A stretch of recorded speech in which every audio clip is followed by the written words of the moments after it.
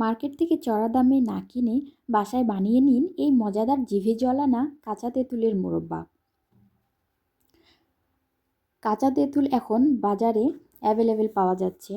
আমাদের বাজারে কাঁচা তেঁতুল এখন 140 টাকা করে কেজি। এখানে আমি হাফ কেজি নিয়েছি 70 টাকা। প্রায় এখানে আমার 100 টাকার মতো খরচ হয়েছে। তাতে দেখুন আমি কত সুন্দর একটি আচার বানিয়ে নিয়েছি।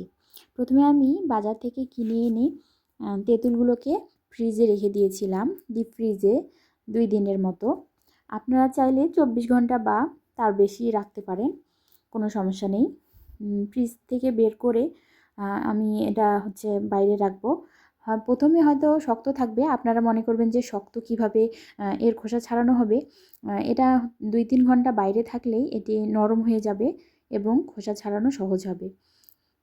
এরপর আমি 2 থেকে 3 ঘন্টা পর আমি এটির খোসা ছাড়িয়ে নিব। দেখুন কত সহজেই খোসাগুলো এর গা থেকে উঠে আসছে, কারণ এটি প্রায় আধা সিদ্ধর মতোই হয়ে যায়, নরম হয়ে যায়।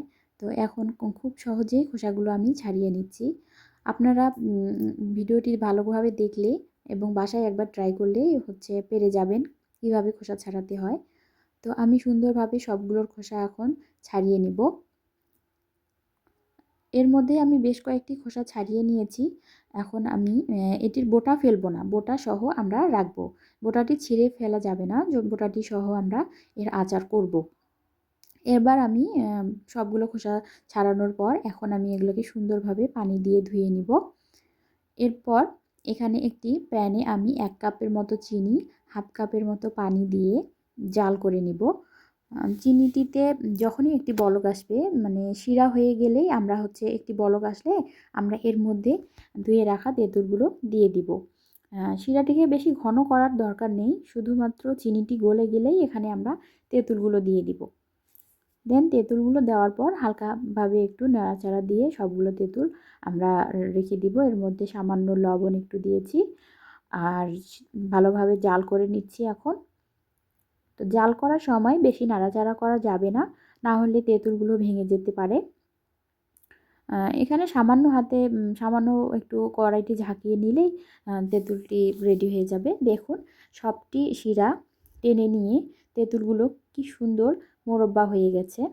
এখন এটি আমি পরিবেশন করছি সামান্য একটু মরিচের গুঁড়া আর জিরা গুঁড়া দিয়ে। তো আপনারা চাইলে এমনি এমনি খেতে পারেন, এমনি এমনি খেতেও কিন্তু অনেক মজা। বিশেষ করে বাচ্চারা এটি ললিপপ মতো করে খেতে পারে বা অনেক মজা করে খায়। ঝাল না দিলে বাচ্চারা খেতে পারবে। আর এটি 6 মাস থেকে 1 বছরের মতো সংরক্ষণ করে রাখা যাবে। সো তেঁতুলের সিজনে এটি অবশ্যই বানিয়ে নিন।